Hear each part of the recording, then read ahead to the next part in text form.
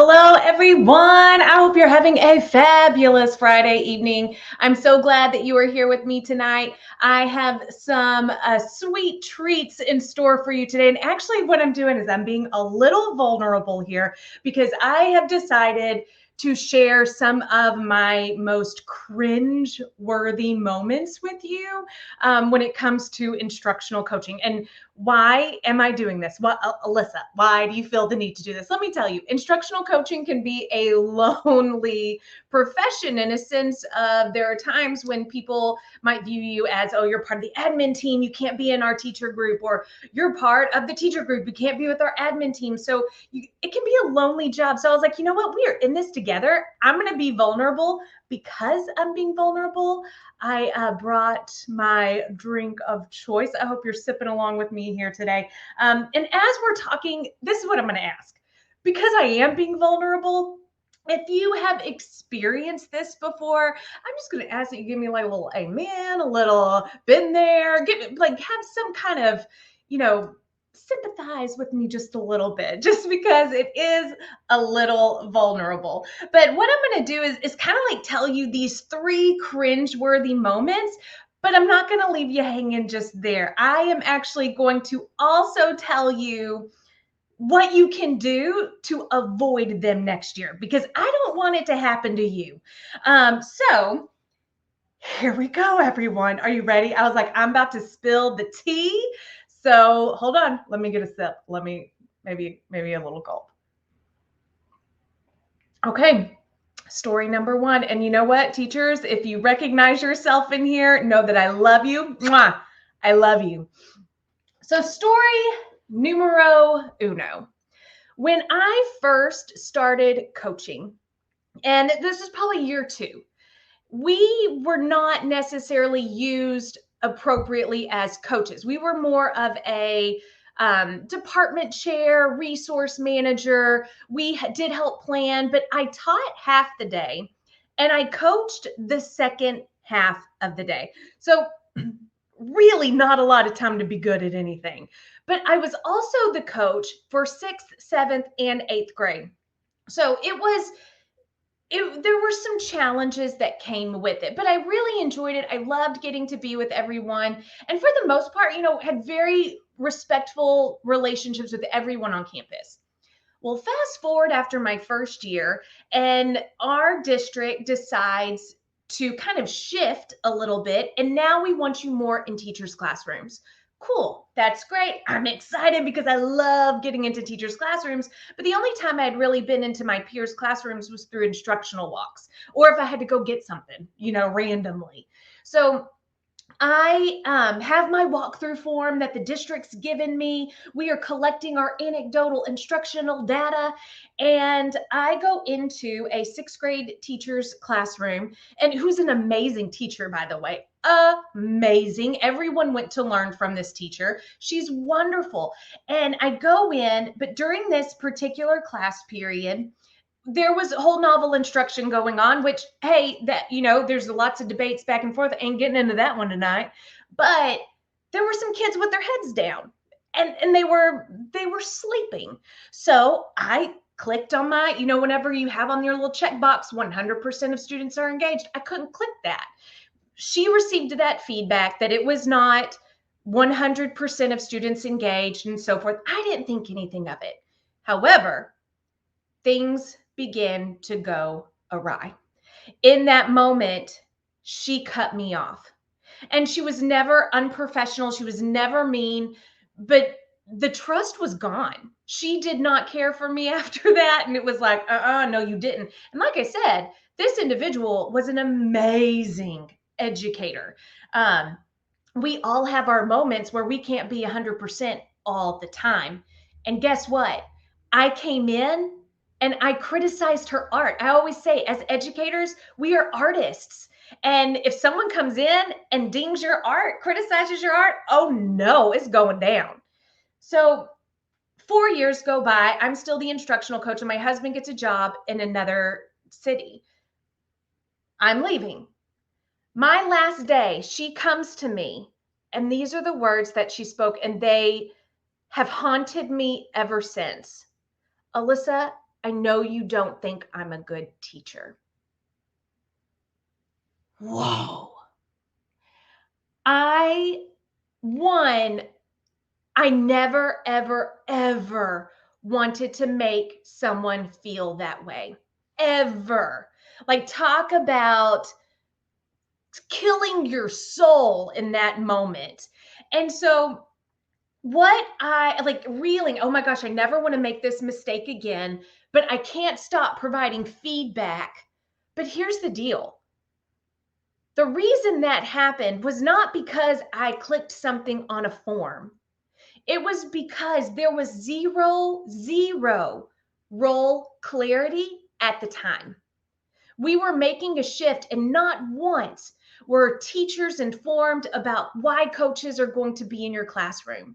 Not once were they going to be talking about, did they talk to us about why or how that feedback would be used? And it wasn't really anyone's fault. It was just that no one had taken the time to clarify the role of an instructional coach and communicate it to everyone, and to clearly communicate it so that everyone understood the purpose. And hey, just because someone comes into your room and gives you feedback does not mean you're a bad teacher. And so, one thing that my biggest message for instructional leaders, instructional coaches of any kind, is that being clear is kind and unclear is unkind. In the moment where I went in and gave feedback to this teacher, my actions told her that she was not good enough. How horrible is that? As a coach, that is not my goal. As a coach, my goal is to help people identify their strengths, and let's expand on that. And I failed miserably, but it was because I did not clarify my role with myself or with others. And so there are multiple ways that you can clarify your role, but I'm going to tell you, when you enroll in my course, Launch Your Instructional Coaching Journey, I give you a step-by-step process in module 1 of how to clarify that role, because guess what? It's the first thing you have to do. And I'm going to tell you this, instructional coaches and administrators, if you were watching, please do not assume that because you had coaches last year, that this year you don't have to go through the whole clarification process again. That is not true. You need to clarify it every year. What is a coach? What is not a coach? And what is the purpose? Why are they going to be in your room? Because like I said, we are all artists. We are artists. And when you come from art, you're in trouble. All right. So that's story numero uno. Whew! I'm being like, oh my God. And so like, sometimes it's easier because it's like, oh, that was when I was a novice coach. So, no, let's get to the nitty gritty. Like, I'm still making mistakes. And I've been a coach for 9 years, been district, campus, been them all. So still making mistakes. Number 2, I have them on sticky notes here because I was like, oh, you're going to be so vulnerable. You're going to forget which one. Okay. So I'm a district coach. And I work on 5 different campuses. I work at 2 high schools and 3 junior highs. And so I'm at the campuses probably 2 to 3 times a month, really depending on the need of the campus. But that doesn't give me a long time to really build relationships with the people I coach. When I come on campus, a lot of people just like, oh, district's in the house. Like, it's kind of like they're making calls. She's coming down the hallway. So what I did is went to a junior high campus, and this administrator asked me to collect data. And this administrator said, I want you to go into all of these different classrooms, and I want you to tell me what you see. What are the strengths? What are the areas of weakness? Where do we need to grow? What questions do you have? I want to see that. And actually, some of those walkthroughs, he went with me. Beautiful. Loved it. I was excited because I love getting into classrooms and being with students and teachers. So we have this meeting, and God, ladies and gentlemen, I'm telling you, this was like January. So it's not like this was week 1 of school in session. So we have a meeting where I'm going to lay out all of this information, and the department chair joins. Love it. I'm excited. Department chair, everyone respects this person. We are going to make a difference. So I start laying out the positive. Hey, here we go. Here's some good things. Love seeing this. Love seeing this. Everyone's doing this. It was so good. But then I started asking the questions. You would have thought in that moment, I just took my wine and splattered it in this person's face. They became livid. And you know what, team? For the most part, I think I'm a pretty nice person. I'm like, okay, I'm pretty cordial. I'm not going to say anything mean. I'm a kind person. Here's the problem. I had not taken the time to foster a relationship with this individual, so I appeared as a threat. I was not a safe person. I had not taken the time to create a safe environment to provide feedback and to collect feedback.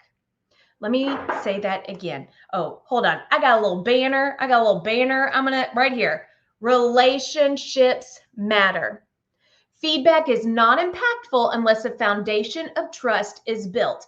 And it can even go as far as making something unsafe, an environment unsafe for an individual. Like I said, I'm a nice person. I'm not going around being mean or gossiping. I'm I'm going to tell you all the positives and we're going to identify your strengths. But I had not fostered this relationship. I was from district who was not there frequently. And then I just come on in willy-nilly and give my feedback. Not safe. So here's what I'm going to urge all of you instructional coaches to do. Do not skip relationships. Do not skip it. My girlfriend, Casey Watts, she and I are really good friends that we've done some lives together before. And she and I have discussed assumptions, and we have discussed the importance of relationships and how if you have this opinion that it's all fluff, you're in the danger zone. Think about it. When you go on a date, like before you get married, you want to have that relationship. Before you get to, become a couple, you want that relationship. Same thing with my husband. I wanted to have a relationship with him. But here's the deal. With our teachers, when we go in as coaches, if they don't trust us, our feedback doesn't matter.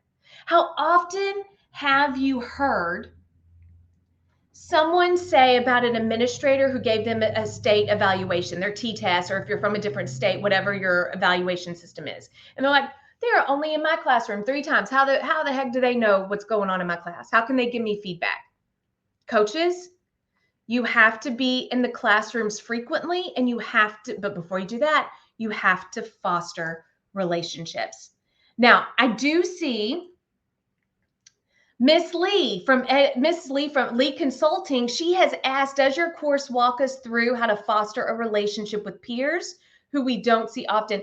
Absolutely. Because let me tell you, building a relationship with teachers is not, hey, we have to be best friends and I have to see you all the time and we have to be together all the time. I actually, in my course, take you through the 3 C's of fostering relationships, no matter the frequency that you see them. And in my webinar a few weeks ago, I went over those 3 C's. So you have competence, communication, and collaboration. And in my course, I'm going to walk you through all of that.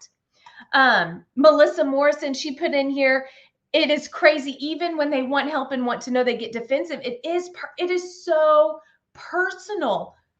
It's our art.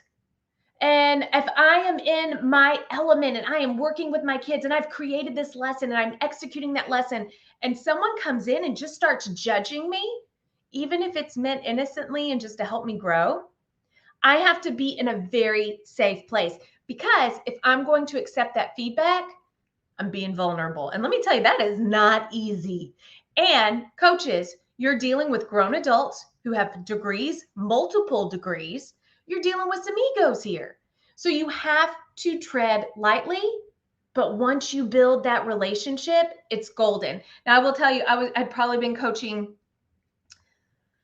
6 years at the time when this happened, this department chair let me have it. Like, this department chair was not happy with me and let me have it. And I deserved it. I deserved it in that moment because I did not take the time to do what I knew I had to do, and that was foster a relationship. Okay, I'm gonna take another swig. I kind of feel like every time I see relationship drink, you drink, I drink. All right. So some of my other girlfriends and I, we always like to joke. We always say, it was all good until. I feel like these stories, this is it. And coaches, if you felt this before, we're together. We're in this together. We're going to troubleshoot this together. Okay. Oh, what do we have? Relationships matter. Oh, relationships matter. I already said it. Relationships matter. Okay. Here's one that I did not too long ago. Again, I'm telling you, been doing this for a while, but we all make mistakes, and I'm going to help you avoid these mistakes. So about 2.5 years ago, I was working as a campus coach, and I came in, I was like, oh my goodness, I'm going to share this with you. I'm going to share this with you. It's all going to be so good. You are going to love it. I'm going to gain trust by sharing with you all the things that I've created. So I go in, and I'm working with a teacher, and we are really just having a meeting. And I start showing this teacher this. I'm like, oh, let me show you my playbook. Now let me show you this. Oh, we could even do this. And the teacher started to cry. Let me tell you, in that moment, I paused. I took a deep breath, and I almost started crying. I kept it together, but I almost started crying. And let me tell you what happened next. And at first I was thinking, oh my gosh, something happened. Something got on her cell phone. She just had a horrible day. She looked at me and she said, Alyssa, you're overwhelming me. Whoo! I took a step back and was like, shame on me. Shame on me for doing this. And what it was, and let me pull it again, got a banner, gonna put it up here. Always, always, always go in with a narrow lens of focus. And let me tell you what I mean by that, because I went in like, oh, we're going to do this, we're going to do this, we're going to do this, I'm going to show you this. In that moment, and I had no intention to do this, but my actions were telling her that she needed to fix all these things. You need to fix this, you need to fix this, you need to fix this, you need to fix this, you need to do this. That's not what I meant. I actually thought I was being helpful. But if we don't go in with one specific goal, this is all I'm focusing on, whether I come in to observe your classroom, whether I'm coming in for a one-on-one meeting, it is one goal. And as much as I want to share all the other things, no, because we know that teachers are the busiest people on the planet of the earth, and they're having to make 20 million decisions a day. So we need to go in with one lens of focus. And you want to know what is even better is when they tell you what they want that focus to be, because that's when we talk about motivation there. Motivation. They told you what they want their focus to be, and you go in and you provide it. So in my course, again, we're going to be doing the same thing. In Launch Your Instructional Coaching Journey, I will show you how to narrow that lens, how to work with your administration to narrow the lens, because let me tell you, that is the kicker. I don't want to hear my campus goal is 100% of students are passing the state assessment. Yes, we all want that. Everyone wants that. That's not the goal. One goal. And what is it that the entire campus is working for? That is tangible. That is realistic. So Melissa said, you're spot on. Coaches want to help. So we tend to have oh my gosh, so many thoughts. But it is so important to learn to know your teacher and know their mindset. 100%, Melissa, thank you for sharing that. I walked in, I was coaching a coach. Again, this was about 2 years ago. I was working with a district quite a distance away from me. And I actually, during my spring break, they were not in spring break, so I was able to go to their campus, and I was working with a math coach. And we go into this math teacher's classroom, And she immediately said, oh my gosh, she needs to be doing this. She needs to be doing this. I was like, hold on. We are looking for one thing, because that is the lens. What is the one thing that will make the biggest difference? And I'm going to tell you, and launch your instructional coaching journey, I will provide you with the tools to be able to do that. So I wanted to kind of review with you a few questions that I get asked quite a bit about the course. So I'm a veteran coach. Is this course suitable for me, or is it for new coaches only? This course is for everyone. Veteran coach, novice coach. When I started developing this, I had to ask myself, what is the course that I would want right now? And what is the course I would have wanted then? And this is what I have created for you so that you can avoid these horrible mistakes that I have made. And again, the horrible mistakes that made teachers doubt themselves. It wasn't just cringeworthy for me, it was cringeworthy for them. I'm also going to tell you that this course is for coordinators and administrators. I have an assistant principal who's enrolled in the course, and this is an amazing opportunity for this administrator to strengthen his instructional leadership. This is where it's at. Now, another question that I frequently get asked about the course is, we are currently using Jim Knight's impact cycle as our method for coaching. How will we align this with that? So this course goes with any methodology of coaching that your district has adopted, whether it is student-centered coaching, whether it be get better faster, impact cycle, whatever method, because here is the deal. Coaching is coaching, and it will not be impactful unless the foundation is laid, and the foundation is strong. And that's what my course will do for you, is help you develop the foundation for a culture of coaching on your campus or within your district. Another question that I get asked is, does this course provide info to strengthen teachers' understanding of instructional practices? Yes, it does. During the final module, and actually we'll even be getting into it a little bit in module 3, we talk about teacher clarity and how to support backwards planning for learning and strengthen understanding of best instructional practices. So again, this course is for any instructional leader that is looking to launch their instructional coaching journey. So I'm leaving the bit.ly in the link here, or on the banner here, I'm sorry, where you can access this course. It actually closes tonight at midnight. The cart closes. Module 1 went up today. You take it at your own time. And let me tell you, you have lifetime access. Lifetime access. Take as long as you want, take as quick as you want. You get a certificate at the end, which will go towards 6 hours of PD credit that you can use for off contract training core hours.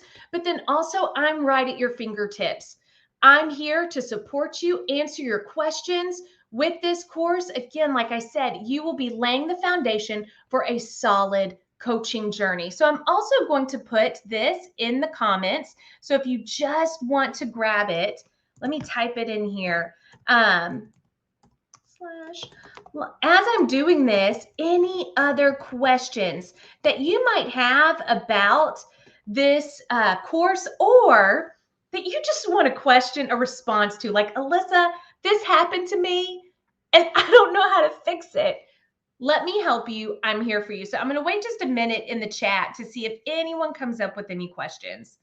And while I'm doing that, I'm going to drink me a little something, because, ladies and gentlemen, vulnerability here.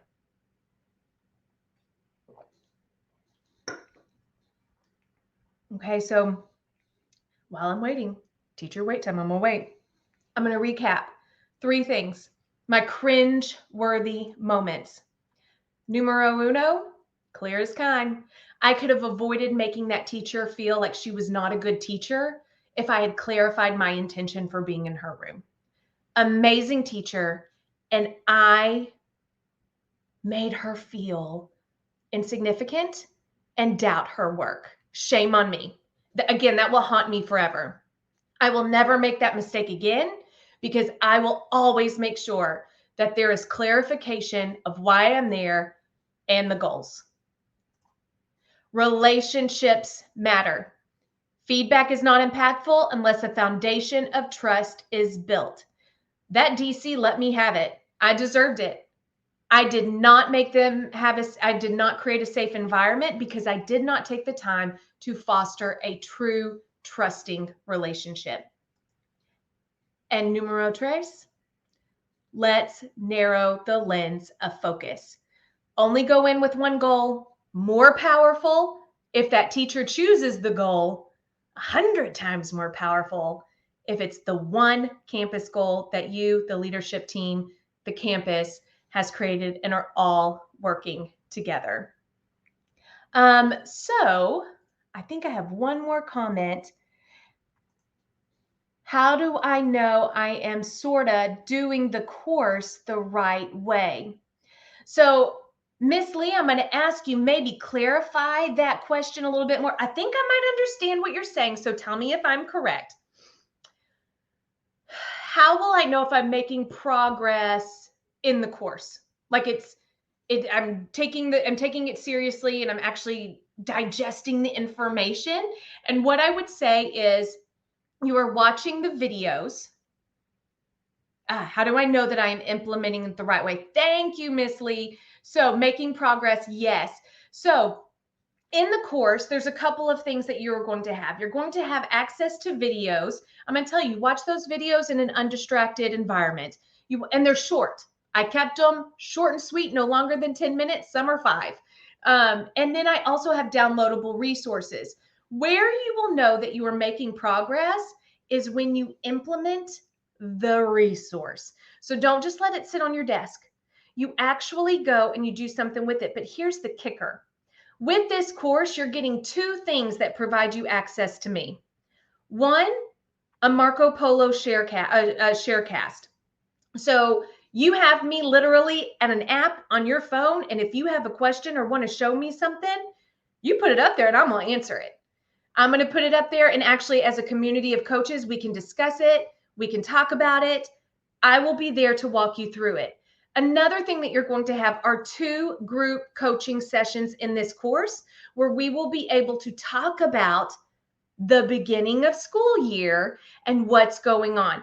The 2 group coaching sessions will take place once the school year starts. So as you start getting your feet wet and you start implementing these things with the entire community, then we're going to come back and I'm going to help you with it the whole way through.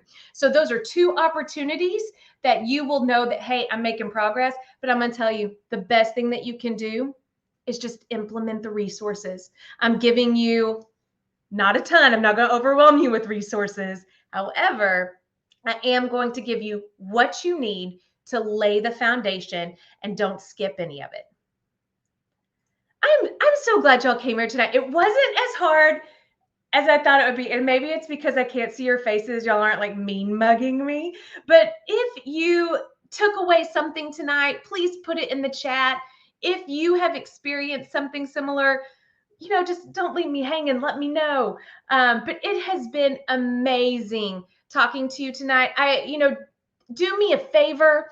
Go repost this on your social. Tag me, #Crabtree Coaching. Tell others about this course. And if you just want some more information before you actually purchase, hey, send me a DM. Email me. Ask me on social media, ask me on here. I will answer any questions that you have.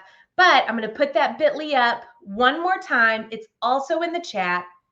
But go register today. The course is open. It is ready for you to help strengthen your instructional coaching journey. Have a great evening, everyone, and cheers. We got this.